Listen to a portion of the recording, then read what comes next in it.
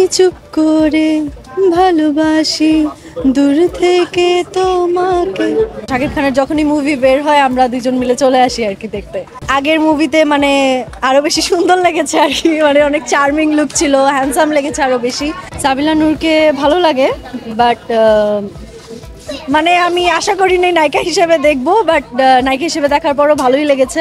বাইরের যে মুভিগুলো হয় বলিউডে বা যেখানেই হোক, তারাও ট্রাই করে যে মানে মাঝখানের কোনো একটা সিনে অন্য একটা নায়ককে কামব্যাক করায়। তো এই জিনিসটা বাংলাদেশেও করছে, সো দেখে ভালো লাগছে যে দুইটা ভালো ভালো নায়ককে তারা আবার এন্টার করিয়েছে। হয়তো তাদেরও কোনো একটা মুভির প্রমোশনের জন্য আনতে পারে, জানি না, আমি এখনো দেখিনি, বাট করলে আমার মনে হয় অনেক বেশি ভালো হয়েছে, জিনিসটা ভালো করেছে আর কি। শাকিব খানের যখনই মুভি বের হয় আমরা দুজন মিলে চলে আসি আর কি দেখতে।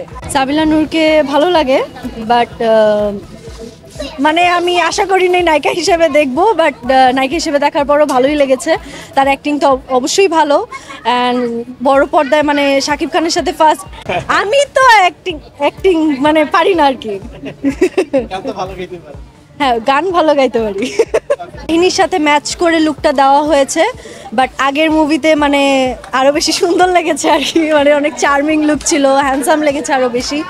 তো এইবার একটু ডিফারেন্ট আর কি। আমি চুপ করে ভালোবাসি দূর থেকে তোমাকে, এক অজানা ফুল তুমি লুকিয়ে নীরবে হৃদয়ে